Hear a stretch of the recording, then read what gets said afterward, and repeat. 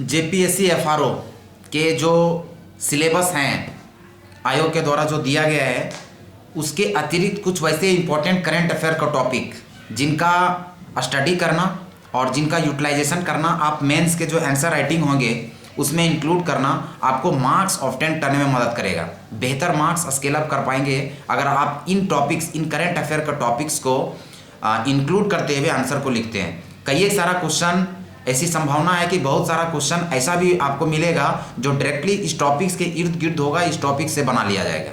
तो मैं 20 topics select किया हूँ जो टॉपिक्स करंट अफेयर के पॉइंट ऑफ व्यू से आपके जेपीएससी के जो मेंस का जो सिलेबस है, चाहे पेपर 1 की बात हो चाहे ऑप्शनल पेपर की बात हो, वहाँ पे फिट होगा। In the case of optional paper अगर हम ईवीएस सेलेक्ट करते हैं यानी इन्वायरमेंटल साइंस के परिस्थिति में ये सबसे ज़्यादा कारगर होगा। बाकी पेपर 1 के लिए भी सबों के लिए कॉमन है ये। पेपर 1 में भी ये टॉपिक्स आपको मदद करेगा आंसर राइटिंग में। तो 20 टॉपिक्स है वो, इस वीडियो में बस 20 टॉपिक्स का नाम आपको इंट्रो कर दे रहा हूँ ताकि आप उस टॉपिक से अवेयर हो जाएं कि ये टॉपिक को बिल्कुल ध्यान देना ही है, आप छोड़ नहीं सकते इस टॉपिक को, क्योंकि इस टॉपिक्स के बगैर आपका आंसर राइटिंग अफेक्ट होगा और आंसर राइटिंग में बेहतर तरीके से लिखने के लिए इन टॉपिक्स की आवश्यकता आपको पड़ेगी और कहीं ना कहीं ये नॉलेज इन्हांस करेगा अगर आप इस टॉपिक्स को कर लेते हैं। तो 20 टॉपिक्स में पहला टॉपिक्स है वन संरक्षण के जो सिद्धांत हैं उसका करंट पर्सपेक्टिव क्या है, हाल में कुछ सरकारी योजनाएं या नीतियों में क्या कुछ फेरबदल हुआ उससे संबंधित है टॉपिक। दूसरा टॉपिक है जैव विविधता, जिसको हम लोग बायोडाइवर्सिटी कहते हैं। नए नेशनल पार्क्स क्या हैं, टाइगर रिजर्व्स कुछ फाउंड किए गए हैं या वेटलैंड से संबंधित कुछ करंट अफेयर। तीसरा है पर्यावरण प्रदूषण। पर्यावरण प्रदूषण से हाल ही में कुछ ऐसा जजमेंट जो सुप्रीम कोर्ट के द्वारा या कोई लॉ अथॉरिटी के द्वारा दिया गया है, ट्रिब्यूनल्स वगैरह के भी द्वारा कोई अगर पोल्यूशन से संबंधित कोई इन्वायरमेंट को ध्यान में रखते हुए गवर्नमेंट्स का रिपोर्ट्स है या जजमेंट है तो इसको भी इंक्लूड करना होगा। जलवायु परिवर्तन, क्लाइमेट चेंज, इसमें रिसेंट में जो 2024 और 25 का जो COP समिट हुआ है इसको इंक्लूड करना फ़ायदेमंद है। Conference of party summit COP, इसको ध्यान में रखना होगा। इसके बाद अगला टॉपिक बात करें कार्बन क्रेडिट है। ये जितना टॉपिक्स हम बता रहे हैं ये अगली वीडियो में आपको बोर्ड पे एनालिसिस के साथ उस टॉपिक्स के जो मल्टी डायमेंशनल सेगमेंट हैं उसको इंक्लूड करते हुए हम इस पे वीडियो बनाएंगे, इस पे लेक्चर होगा और एक टॉपिक का एक ही लेक्चर, डेडिकेटेड लेक्चर होगा ताकि वो टॉपिक क्लियर हो जाए। उस टॉपिक्स के साथ दूसरे टॉपिक्स को इंक्लूड नहीं करेंगे, एक टॉपिक एक वीडियो एक लेक्चर में खत्म।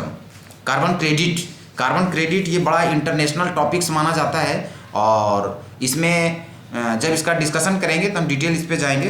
तो ये कार्बन क्रेडिट कहीं ना कहीं हम लोगों को ये एक टारगेट मिला हुआ है या हम कह सकते हैं कि कंट्री के द्वारा ये सेट किया जाता है इंटरनेशनल गाइडलाइन के अकॉर्डिंग कि आप किस साल तक अपने कार्बन जो रिलीज कर रहे हैं उसको आप किस लेवल पर रिड्यूस करना है, ये कार्बन क्रेडिट से संबंधित होता है।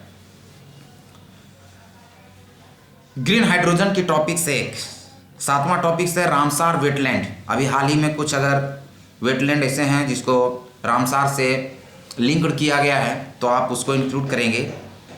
साथ ही ये देखना है पर्सपेक्टिव कि आपका इंडिया के संदर्भ में कौन सा रामसार वेटलैंड इंपॉर्टेंट है। उससे ज़्यादा इंपॉर्टेंट है झारखंड के संदर्भ में देखना कि झारखंड से रिलेटेड कोई रामसार साइट या रामसार वेटलैंड इंक्लूड है क्या। रिसेंट में 24-25 दोनों साल का आप देखेंगे, मेजोरिटी 25 में देख लेना है। Wild life census, tiger, elephant, चीता, बाघ, हाथी, ये सबों से संबंधित अगर कोई सेंसस हुआ है, गणना हुई है तो इसका आपको रिपोर्ट्स। 8वां टॉपिक है नेशनल ये फॉरेस्टेशन प्रोग्राम, यानी जंगल की कटाई नहीं, जंगलों को बढ़ाना है। इसके लिए राष्ट्रीय लेवल पे जो प्रोग्राम्स किया गया है उसमें गवर्नमेंट का क्या इनिशिएटिव है, गवर्नमेंट का क्या पहल है, इससे संबंधित टॉपिक्स है। नेक्स्ट टॉपिक की बात करें तो कैंपा फंड बहुत इंपॉर्टेंट है। कैंपा फंड का यूटिलाइजेशन समझना होगा आपको इस टॉपिक्स के माध्यम से और आपका मेंस एग्जामिनेशन में कैंपा फंड का क्या यूज है आपके टॉपिक्स में वो हम क्लियर करेंगे आगे। 11वां टॉपिक है जल जीवन मिशन। जल जीवन मिशन यानी जल से ही संबंधित है। देखिए इन्वायरमेंटल साइंस में जो मल्टीपल सेगमेंट्स की अगर बात करें, टॉपिक्स की बात करें तो आपका 3 ही टॉपिक्स के इर्द गिर्द घूमता है पूरा इन्वायरमेंटल साइंस का जो ऑप्शनल सब्जेक्ट है। हवा, पानी और ज़मीन। ये 3 चीज़ अगर आप अच्छे से समझ लें तो सारा का सारा जो टॉपिक्स है इसी के इर्द गिर्द घूम रहा है। हवा में कुछ फेरबदल हो गया, कुछ अननेसेसरी एलिमेंट्स जुड़ गए तो एयर पोल्यूशन का टॉपिक बन गया। जब एयर पोल्यूशन का टॉपिक बना तो गवर्नमेंट के द्वारा air prevention and control pollution act बनाया गया। इसी तरीके का वाटर से संबंधित है, लैंड से संबंधित है, जो सॉलिड वेस्ट मैनेजमेंट का टॉपिक आपका ईवीएस में दिया गया इन्वायरमेंटल साइंस में, ये उसी से टॉपिक्स बना है, लैंड से, जमीन से। 3 टॉपिक्स मेजॉरिटी इसी के इर्द गिर्द घूमता हुआ है। अब फॉरेस्ट बात होगी, फॉरेस्ट भी लैंड से कनेक्टेड है। इसका इन्वायरमेंट में एयर और वाटर दोनों से कनेक्टिविटी मिलेगा आपको। वन धन योजना एक टॉपिक से important. Eco tourism policy Jharkhand के भी संदर्भ में देख लेना, बहुत इंपॉर्टेंट होगा।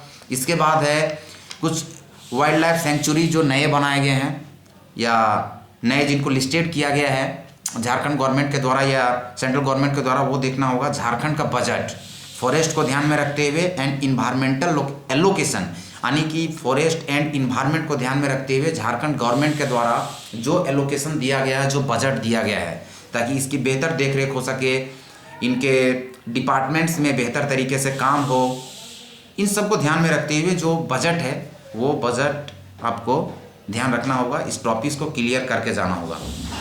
देन आफ्टर अगर हम लोग 16वां टॉपिक्स की बात करें तो ड्रोन का यूजेज, टेक्नोलॉजी का आनी इन्वॉल्वमेंट हो गया आपका इस सेगमेंट में भी, कि फॉरेस्ट का मॉनिटरिंग जो होगा वो ड्रोन के माध्यम से होगा। GIS ग्लोबल पोजिशनिंग वाला जो टॉपिक्स है, रिमोट सेंसिंग, इस टॉपिक्स को इंक्लूड किया गया है। वाइल्ड लाइफ का ट्रैकिंग में आर्टिफिशियल इंटेलिजेंस का यूज होगा, ये AI uses in wildlife tracking, ये टॉपिक्स को भी इंक्लूड करना है। यानी टेक्नोलॉजी इनोवेशन के साथ साथ फॉरेस्ट डेवलपमेंट, फॉरेस्ट मैनेजमेंट जो होगा, ये भी आपको ड्रोन के माध्यम से या मल्टी टेक्निकल इक्विपमेंट के माध्यम से किया जाएगा।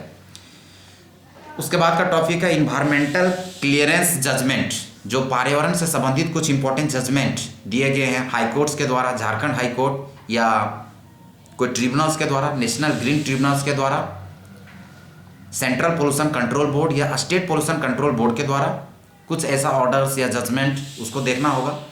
साथ ही सुप्रीम कोर्ट के द्वारा अगर कुछ वैसा जजमेंट आया है इन्वायरमेंट से संबंधित तो उसको इंक्लूड करना होगा और उसका बेहतर तरीके से स्टडी करके जाना आपका मेंस पॉइंट ऑफ व्यू में, आंसर राइटिंग में फ़ायदेमंद होगा। साथ ही अगर डायरेक्टली क्वेश्चन नहीं भी पूछता है तो भी आपको बेनिफिट है, डायरेक्टली पूछेगा तो वो टॉपिक से आप बेहतर तरीके लिख भी पाएंगे।